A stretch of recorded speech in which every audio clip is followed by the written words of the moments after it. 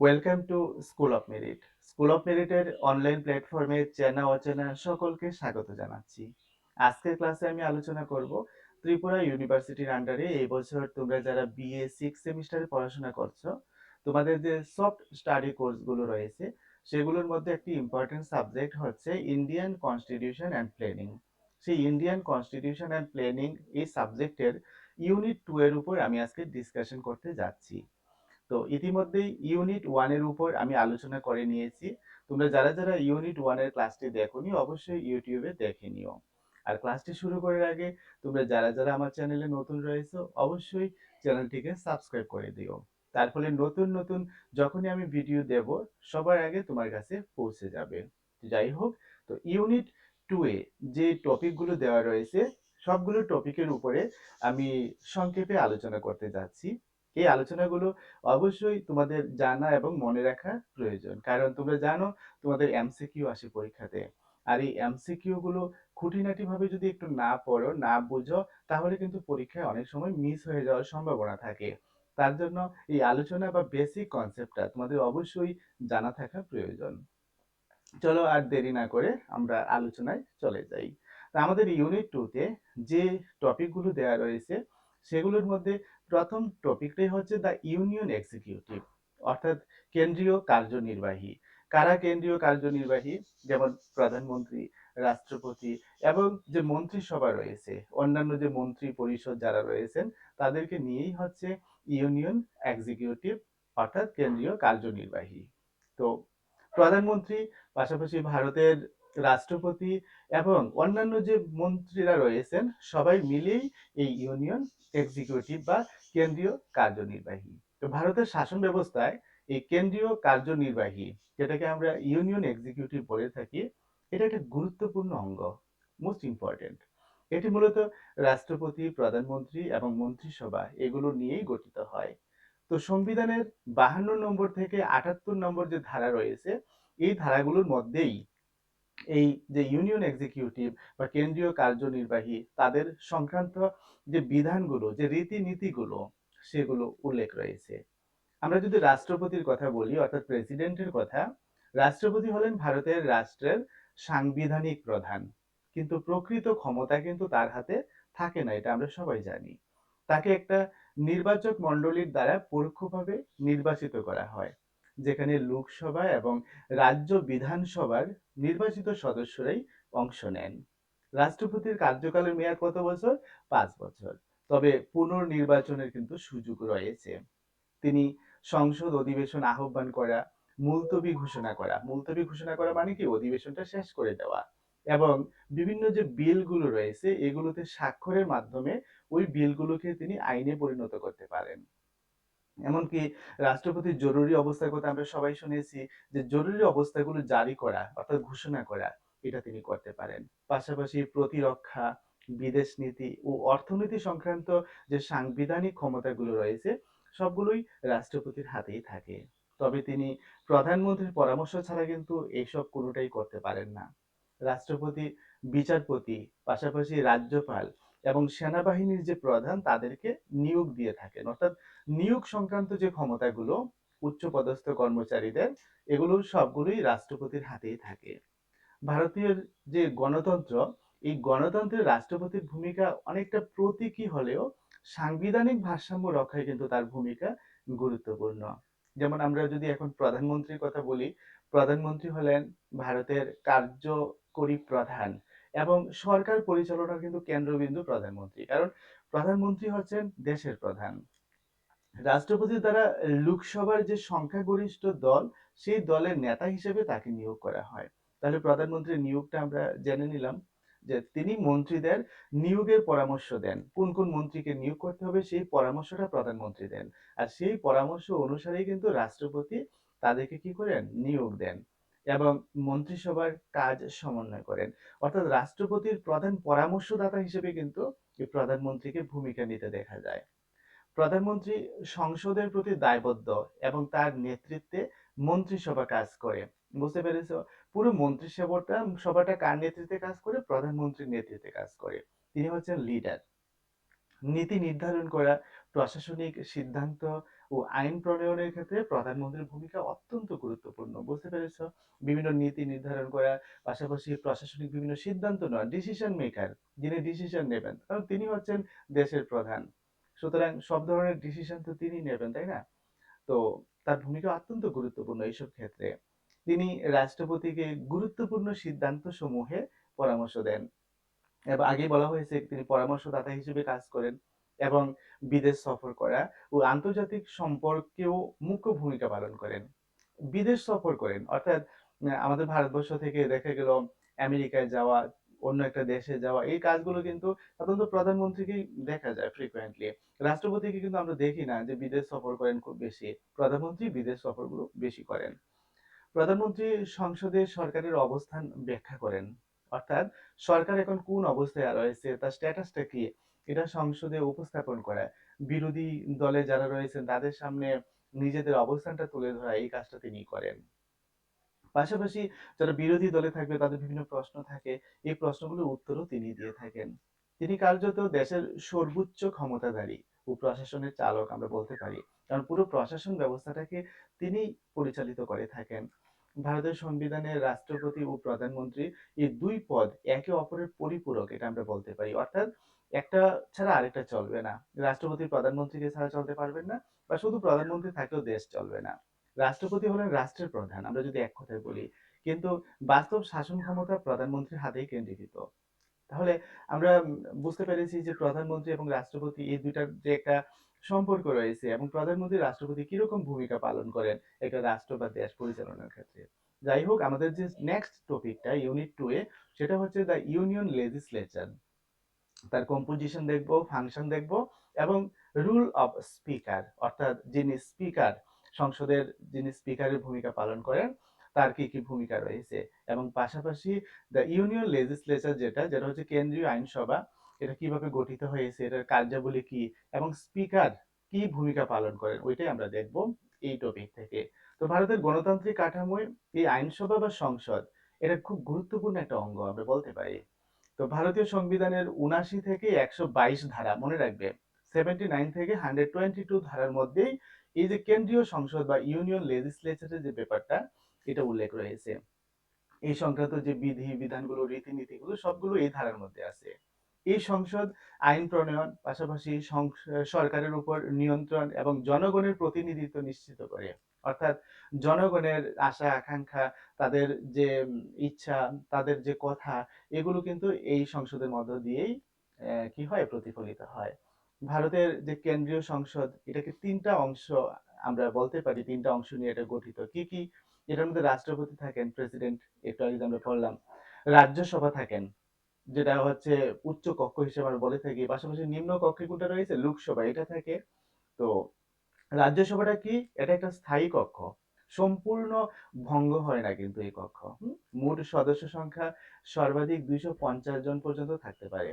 তো বাস্তবে সদস্য সংখ্যা হচ্ছে 245 জন, এবং তার ঠিক আশেপাশে, অ্যাকুরেট 250 জন হয় না। সদস্যরা পরোক্ষভাবে নির্বাচিত হন রাজ্যগুলোর বিধানসভা এবং কেন্দ্রশাসিত অঞ্চলগুলোর মাধ্যমে। কিভাবে নির্বাচিত হন বুঝতে পেরেছ? তো মেয়াদ কত বছর? 6 বছরের জন্য নির্বাচিত হন। প্রতি 2 বছরে 1/3 সদস্য রিটায়ারমেন্টে চলে যান, অবসরে চলে যান। আর লোকসভার কথা যদি আমরা বলি, সাধারণ জনগণের দ্বারা সরাসরি নির্বাচিত সদস্যদের নিয়ে এই লোকসভাটা গঠিত হয়। সর্বাধিক সদস্য সংখ্যা 550 জন থাকতে পারে। তো 530 রাজ্য থেকে হয়, আর 20 জন হয় কেন্দ্রশাসিত অঞ্চল থেকে। বর্তমান সদস্য সংখ্যা কতজন? 543 জন। অর্থাৎ 543 জন বর্তমানে সদস্য সংখ্যা, যারা হচ্ছে নির্বাচিত। মেয়াদ হচ্ছে 5 বছরের জন্য। তবে রাষ্ট্রপতি সময়ের আগেই কিন্তু এটা ভেঙে দিতে পারেন। এই যে 5 বছরের কথা বলা হয়েছে মেয়াদ, রাষ্ট্রপতি যদি মনে করেন 4 বছরের মাথায়, 3 বছরের মাথায় ভেঙে দেবেন, সেটা করতে পারেন। বিশেষ পরিস্থিতিতে সেটা করা হয়। আর আরেকটা টপিক যেটা আমি এখন আলোচনা করবো, সেটা হচ্ছে সংসদের কার্যাবলী, ফাংশনস অফ পার্লামেন্ট। খুব গুরুত্বপূর্ণ একটা টপিক দিয়েছে তোমাদের ইউনিট 2 এর মধ্যে। তো আইন প্রণয়ন, যেটা খুব গুরুত্বপূর্ণ একটা কাজ বা ফাংশন, যেটাকে আমরা লেজিসলেটিভ ফাংশন বলতে পারি সংসদের। সংসদের যে লেজিসলেটিভ ফাংশন বা আইন প্রণয়ন সংক্রান্ত যে কার্যাবলী, তো সংসদ নতুন আইন তৈরি করে, বিদ্যমান আইনের সংশোধন, যে আইনটা রয়েছে ওইটাকে কারেকশন করা, পাশাপাশি বিলুপ্ত করা, এই কাজগুলো করতে পারে। টপিকটি হচ্ছে কন্ট্রোল ওভার এক্সিকিউটিভ, অর্থাৎ সরকারের উপর যে নিয়ন্ত্রণ ক্ষমতা। তো বিভিন্ন প্রশ্নোত্তর, বিতর্ক, আস্থা ভোট, অনাস্থা প্রস্তাবের মাধ্যমে এটা দায়বদ্ধ থাকে। তো সাংবিধানিক সংশোধনেরও আরেকটা গুরুত্বপূর্ণ পার্ট রয়েছে এই ইউনিটের মধ্যে, যেটাকে আমরা বলে থাকি যে কনস্টিটিউশনাল অ্যামেন্ডমেন্টস, অর্থাৎ সংবিধানকে সংশোধন করা। সংসদ সংবিধান সংশোধন করতে পারে, নির্ধারিত একটা পদ্ধতি থাকে এই ব্যাপারে, অর্থাৎ সংবিধানকে অ্যামেন্ডমেন্ট করা, এটাকে সংশোধন করা। তো নির্বাচনী ভূমিকা থাকে, যেমন রাষ্ট্রপতি, উপরাষ্ট্রপতি, রাষ্ট্রপতির শাসনের অনুমোদন ইত্যাদিতেও সংসদের কিন্তু ভূমিকা রয়েছে। আমরা সংসদের কি কি ভূমিকা আছে ওইগুলি আমরা বলছি। তো এবার স্পিকারের আরেকটা ভূমিকা, যেটা নিয়ে আমরা এখন কথা বলবো, যে রুল অফ স্পিকার। যে স্পিকার সাধারণত কি করে, লোকসভায় সভাপতিত্বকারী কর্মকর্তা তিনি, অর্থাৎ লোকসভার তিনি সভাপতিত্ব করেন। মনে রাখবে যে লোকসভার সভাপতি কে করেন, স্পিকার করেন। তিনি লোকসভার সদস্যদের মধ্য থেকে নির্বাচিত হন। তিনি সংসদের যে অধিবেশন আছে সেই অধিবেশন পরিচালনা করেন এবং পাশাপাশি আলোচনা সুশৃঙ্খল রাখেন। অর্থাৎ সংসদের মধ্যে হইচই যখন হয়, উত্তেজনা সৃষ্টি হয়, তখন স্পিকারই কিন্তু সেটাকে কি করেন, কন্ট্রোল করেন। সংসদে কে কখন কথা বলবেন, কতক্ষণ তিনি কথা বলবেন, তাও তিনি কিন্তু নির্ধারণ করেন। তো নিয়ম লঙ্ঘনের ক্ষেত্রেও কিন্তু সদস্যকে সতর্ক বা বরখাস্ত করার ক্ষমতা তিনি রাখেন। কেউ যদি নিয়ম ভেঙে দেয় সংসদের মধ্যে, কেউ যদি উচ্ছৃঙ্খল আচরণ করে, তখন কিন্তু তাকে বরখাস্ত করা বা তাকে সতর্ক করা, অ্যালার্ট করা, এই দায়িত্বটা তিনি পালন করে থাকেন স্পিকার বা অধ্যক্ষ। কোনো বিল অর্থ বিল কিনা তার নির্ধারণের চূড়ান্ত ক্ষমতা এই স্পিকারের কাছেই থাকে। স্পিকার সংসদের অযোগ্যতা সংক্রান্ত যে সিদ্ধান্তগুলো, যেগুলোকে আমরা ইংরেজিতে বলতে পারি এন্টি ডিফেকশন ল, এই নীতি অনুযায়ী তিনি নিতে পারেন পদক্ষেপ। তিনি নিরপেক্ষভাবে সকল রাজনৈতিক দলের প্রতি সমান দৃষ্টিভঙ্গি বজায় রাখেন। স্পিকার তিনি নির্দল, তিনি এমন না যে রুলিং গভর্নমেন্টের পক্ষে তিনি কথা বলবেন। অর্থাৎ সংসদের মধ্যে উভয় পক্ষ যারা থাকবে, প্রত্যেকের প্রতি তার সমান দৃষ্টিভঙ্গি, সমান দৃষ্টিকোণ থাকবে। প্রয়োজনে স্পিকার সংসদে ভোটও দেন কিন্তু, বিশেষভাবে বা বিশেষ করে সমান সংখ্যক ভোট পড়লে তার ভোট নির্ধারক হয়ে যায় অনেক সময়। উভয় পক্ষের ভোট যদি সমান হয়ে যায়, তখন স্পিকার যাকে ভোট দেয় সেই ভোটটাই তখন কার্যকরী হয়, যেটাকে আমরা কাস্টিং ভোট বলে থাকি। তো সংসদের মর্যাদা রক্ষা এবং গঠনমূলক বিতর্কগুলো নিশ্চিত করা তার আরেকটা প্রধান দায়িত্ব। সংসদ ভারতের গণতন্ত্রের একটা প্রাণকেন্দ্র আমরা বলতে পারি। এর মাধ্যমে আইন প্রণয়ন করা হয়, সরকার নিয়ন্ত্রণ হয় এবং জনগণের মতামত এগুলো প্রতিফলিত হয়। এই বিশাল কাঠামোকে সঠিকভাবে পরিচালনার জন্য স্পিকারের নিরপেক্ষ এবং দক্ষ ভূমিকা অত্যন্ত প্রয়োজন। সুতরাং কেন্দ্রীয় আইনসভা ও স্পিকারের ভূমিকা ভারতের গণতন্ত্রে একটা সুসংহত এবং কার্যকর প্রশাসনিক কাঠামো গঠনে গুরুত্বপূর্ণ ভূমিকা রাখে আমরা বলতে পারি। তো এই ছিল আলোচনা। আরেকটা টপিক, দ্য জুডিশিয়ারি। জুডিশিয়ারি মানে কি, যেটা হচ্ছে বিচার ব্যবস্থা। এখানে কারা থাকে, যেমন সুপ্রিম কোর্ট, হাই কোর্ট। তো এগুলোর আমরা কম্পোজিশন দেখবো, ফাংশন দেখবো এবং রুল দেখবো। তো সুপ্রিম কোর্ট, হাই কোর্ট, এগুলোর গঠন, কার্যাবলী আর ভূমিকা, এগুলো সম্পর্কে একটা সংক্ষিপ্ত ধারণা তোমাদের অবশ্যই রাখতে লাগবে। তো এগুলো বিচার বিভাগ একটা স্বাধীন এবং নিরপেক্ষ অঙ্গ হিসেবে কিন্তু এটা বিবেচিত হয়, যে বিচার বিভাগের কথা আমরা বলছি। তো এটি আইন প্রয়োগ করা, পাশাপাশি সাংবিধানিক ব্যাখ্যা করা এবং নাগরিক অধিকার রক্ষার মাধ্যমে গণতন্ত্রকে টিকিয়ে রাখে। বিচার বিভাগের প্রধান স্তম্ভ কি, সুপ্রিম কোর্ট। আমরা যে হাইকোর্টের কথা বলছি, সুপ্রিম কোর্টের কথা বলছি, তো প্রধান স্তম্ভটা হচ্ছে সুপ্রিম কোর্ট। তো সুপ্রিম কোর্টের প্রধান বিচারপতি, যেটাকে আমরা চিফ জাস্টিস অফ ইন্ডিয়া বলে থাকি, এবং অন্যান্য বিচারপতিদের নিয়েই এটা গঠিত হয়। সংবিধানের সর্বোচ্চ 34 জন বিচারপতি রাখার অনুমোদন রয়েছে। একজন থাকবেন প্রধান বিচারপতি আর বাকি 33 জন তারা সহকারী বিচারপতি হিসেবে কাজ করবেন। রাষ্ট্রপতি প্রধানত বিচারপতির পরামর্শেই অন্যান্য বিচারপতিদের নিয়োগ করে থাকেন। চলো আমরা কার্যাবলীগুলো দেখে নিই। ফাংশনস, কি কি কার্যাবলী থাকে। যেমন সংবিধানের রক্ষক হিসেবে কাজ করে। সুপ্রিম কোর্টের কথা যদি আমরা বলি, মৌলিক অধিকার লঙ্ঘিত হলে ব্যক্তি সরাসরি সুপ্রিম কোর্টে রিট করতে পারেন, অর্থাৎ আপিল করতে পারেন।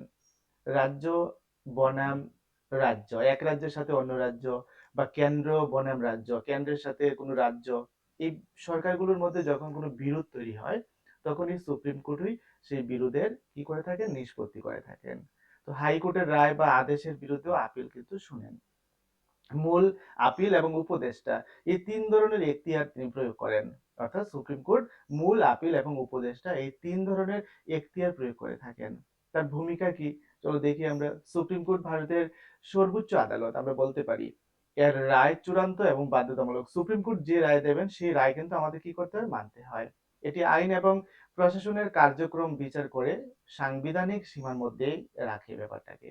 এটি বিচার বিভাগের স্বাধীনতা বজায় রাখে এবং ন্যায় বিচার নিশ্চিতকরণে সক্রিয় ভূমিকা পালন করে থাকে। আমরা পিলের নাম শুনেছি, যেটা হচ্ছে পাবলিক ইন্টারেস্ট লিটিগেশন। এর মাধ্যমে সাধারণ জনগণের সমস্যা সমাধানে গুরুত্বপূর্ণ ভূমিকা রাখে সুপ্রিম কোর্ট। এবার চলো আমরা হাইকোর্টের প্রসঙ্গে একটু জেনে নিই যে প্রতিটা রাজ্যে বা রাজ্যগুচ্ছের জন্য একটা হাইকোর্ট রয়েছে। হাইকোর্টে কে থাকেন? একজন প্রধান বিচারপতি থাকেন এবং অন্যান্য বিচারপতিরা থাকেন, যে তাদেরকে নিয়ে হাইকোর্ট গঠিত হয়। বিচারপতিরা রাষ্ট্রপতির দ্বারা নিযুক্ত হন। রাষ্ট্রপতি সরাসরি বিচারপতিদের কি করেন? নিয়োগ করেন। প্রধান বিচারপতি ও রাজ্যপালের পরামর্শে কিন্তু এই নিয়োগ কাজটা সম্পন্ন হয়। হাইকোর্টের কি কি কাজ রয়েছে চলো আমরা দেখে নিই। যে দেওয়ানি, ফৌজদারি এবং সংবিধান সংক্রান্ত যে মামলাগুলো রয়েছে ওইগুলো বিচার করে হাইকোর্ট। ব্যক্তির যদি মৌলিক অধিকার লঙ্ঘিত হয়ে যায় তখন রিট জারি করতে পারে হাইকোর্টে। পাশাপাশি অধস্তন আদালতের যে কার্যক্রম এগুলোকে তদারকি এবং পর্যবেক্ষণ করে হাইকোর্টের যে অধস্তনে যে আদালতগুলো রয়েছে। সরকারি কর্মচারীর চাকরি সংক্রান্ত বিষয়ে ন্যায় বিচার এই হাইকোর্টেই দিয়ে থাকে। আমরা হাইকোর্টের আর কিছু ভূমিকা দেখে নিই চলো। যে রাজ্যের আইন এবং সংবিধান রক্ষায় গুরুত্বপূর্ণ ভূমিকা পালন করে থাকে হাইকোর্ট এক কথায়। সাধারণ জনগণের অধিকার সংরক্ষণে গুরুত্বপূর্ণ দায়িত্ব পালন করে এই হাইকোর্ট। তো হাইকোর্টের স্বাধীনতা বিচার বিভাগের স্বচ্ছতা ও গণতান্ত্রিক মূল্যবোধ বজায় রাখতে সহায়তা করে। আমরা যদি বলি এক কথায় সুপ্রিম কোর্ট এবং হাইকোর্ট ভারতের বিচার ব্যবস্থার দুইটা প্রধান স্তম্ভ হিসেবে কাজ করে। এরা সংবিধান ও আইন রক্ষায় নিয়োজিত এবং সাধারণ মানুষের ন্যায় বিচার পাওয়ার শেষ ভরসাস্থল। মানুষ নিরাশ হয়ে গেলে একমাত্র হাইকোর্ট আর সুপ্রিম কোর্ট এই দুইটার উপরে কিন্তু কি করে? ভরসা করে। একটা স্বাধীন এবং সক্রিয় বিচার বিভাগ গণতন্ত্রের রক্ষা কবচ এবং রাষ্ট্রের ৩টি অঙ্গের ভারসাম্য রক্ষায় কিন্তু অপরিহার্য। চলো এবার আরেকটা টপিক আমরা দেখে নিই, সেটা হচ্ছে amendment procedure of Indian constitution. ভারতীয় সংবিধানকে যদি সংশোধন করতে হয় তাহলে কিভাবে আমরা সেই সংশোধনের কাজটা করব। তো ভারতের সংবিধানের সংশোধনের পদ্ধতি, ভারতের সংবিধান একটা লিখিত, সুসংগঠিত এবং দীর্ঘতম সংবিধান, এটা আমরা বলতে পারি ভারতের সংবিধানকে। তো সমাজ এবং রাষ্ট্রের পরিবর্তিত প্রেক্ষাপটে সংবিধানে অনেক সময় পরিবর্তন আনার প্রয়োজন হতে পারে। সেই জন্য সংবিধান প্রণেতারা যারা সংবিধান তৈরি করেছেন একটি সংশোধন প্রক্রিয়া সংবিধানে যুক্ত করেছেন, যাতে পরিবর্তন সম্ভব হয়। আবার অতি সহজে যেন তা অপব্যবহারের শিকার না হয়, এজন্য আংশিক পরিবর্তন করা যায় ভারতের সংবিধানকে, এরকম কিন্তু বলা হয়েছে যে সুপরিবর্তনীয় এবং দুষ্পরিবর্তনীয় এর মিশ্রণ ভারতের সংবিধানে যে সংশোধন পদ্ধতিটা বা ভারতের সংবিধান, এটা একটা গুরুত্বপূর্ণ বৈশিষ্ট্য হিসেবে কিন্তু কাজ করে।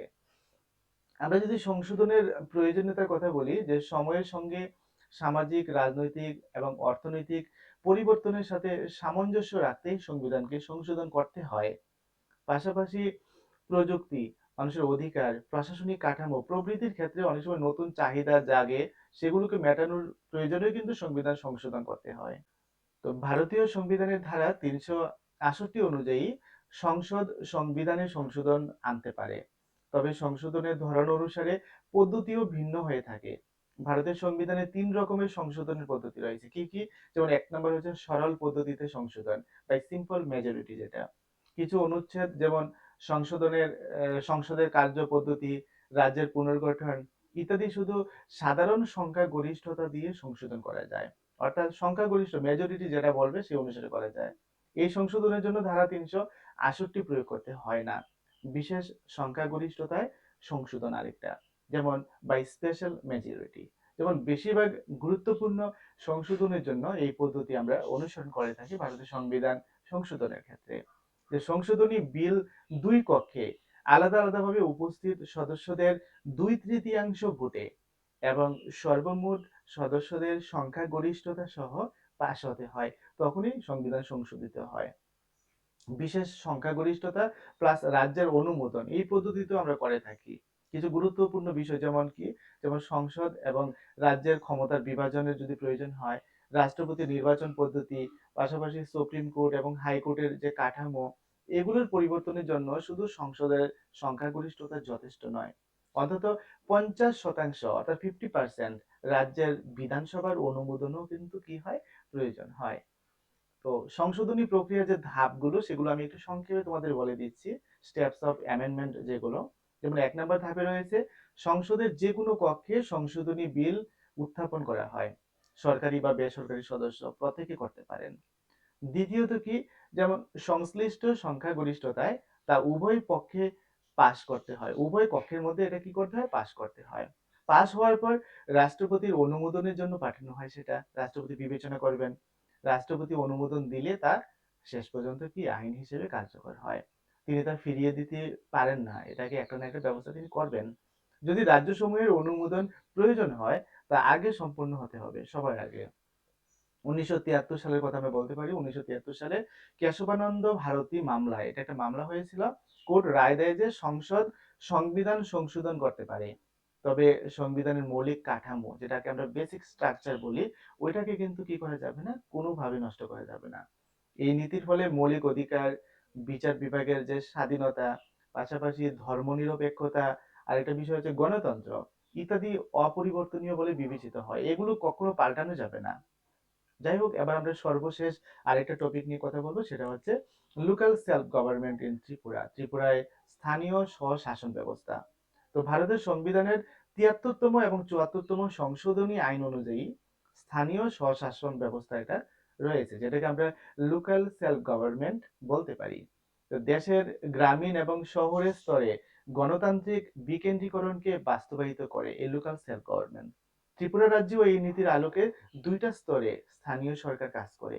কি সে দুইটা স্তর, যেমন 1 নম্বর হচ্ছে গ্রামীণ অঞ্চলে পঞ্চায়েত ব্যবস্থা, 2 নম্বরে হচ্ছে শহর অঞ্চলে পৌরসভা এবং নগর নিগম বা পৌর নিগম যে আমরা বলে থাকি। ত্রিপুরা রাজ্যের একটা বিশেষ বৈশিষ্ট্য হলো ত্রিপুরার এই স্বশাসিত জেলা পরিষদ, ওইটাকেও আমাদের উল্লেখ করতে হবে, টিটিএডিসি যেটা আমরা বলে থাকি, যা আদিবাসী অঞ্চলে কার্যকর স্থানীয় সরকার ব্যবস্থা হিসেবে এটা পরিচালিত হয়। তো গ্রামীণ স্থানীয় সরকার যেটা, এটার মধ্যে কি রয়েছে, পঞ্চায়েত ব্যবস্থা রয়েছে। যেমন ত্রিপুরার পঞ্চায়েত ব্যবস্থা 3টা স্তর রয়েছে, কি কি, যেমন 1 নম্বরে রয়েছে গ্রাম পঞ্চায়েত, একটা বা একাধিক গ্রামের জন্য এটা গঠিত হয়ে থাকে। তো পাশাপাশি জনগণ সরাসরি ভোটের মাধ্যমে সদস্য নির্বাচন করেন, গ্রাম পঞ্চায়েতের নেতৃত্ব দেন পঞ্চায়েত প্রধান, আমরা সবাই জানি। সেকেন্ড হচ্ছে কি, পঞ্চায়েত সমিতি, পঞ্চায়েত সমিতিটা কি, যেমন ব্লক বা বিকাশ স্তরে এটা গঠিত হয়। তো গ্রাম পঞ্চায়েত থেকে প্রতিনিধি থাকে, স্থানীয় বিধায়ক এবং কর্মকর্তারা থাকেন এটার মধ্যে, যে উন্নয়ন পরিকল্পনা এবং সমন্বয়ের কাজ এটা করে থাকে। আর 3 নম্বরে যেটা, সেটা হচ্ছে জেলা পরিষদ, আমরা সবাই নাম শুনেছি। তো জেলার সর্বোচ্চ পঞ্চায়েত স্তর হিসেবে এটা বিবেচিত হয়। পঞ্চায়েত সমিতি থেকে নির্বাচিত সদস্য, পাশাপাশি সংসদ সদস্য এবং বিধায়ক তারা থাকেন। জেলার সার্বিক পরিকল্পনা করা, পাশাপাশি উন্নয়ন এবং তত্ত্বাবধানের কাজগুলো এখানে হয়ে থাকে। এবার আমরা আসি শহরের স্থানীয় সরকার, যেটা পুরসভা এবং পৌর নিগম, যেটাকে আমরা বলে থাকি নগর নিগম। তো পুর পরিষদ কি, সেটা হচ্ছে মিউনিসিপ্যাল কাউন্সিল, আমরা বলে থাকি যে ছোট শহর বা শহরতলির জন্য এটা গঠিত হয়। তো নাগরিক পরিষেবা, বিশেষভাবে পানীয় জল, নিকাশি ব্যবস্থা, বর্জ্য ব্যবস্থাপনা, এই কাজগুলো করে থাকে, এগুলো সরবরাহ করে থাকে। আর পৌর নিগম যেটা, মিউনিসিপ্যাল কর্পোরেশন, এটা হচ্ছে বড় শহরের জন্য, যেমন আগরতলার পৌর নিগম একটা রয়েছে, এটা শহরের উন্নয়ন, পাশাপাশি রাস্তাঘাট, স্বাস্থ্য এবং পরিবেশ, এগুলো রক্ষার দায়িত্বে নিয়োজিত থাকে। আমরা মেয়রের নাম শুনেছি, মেয়র ও কাউন্সিলরদের নিয়ে এটা গঠিত হয়।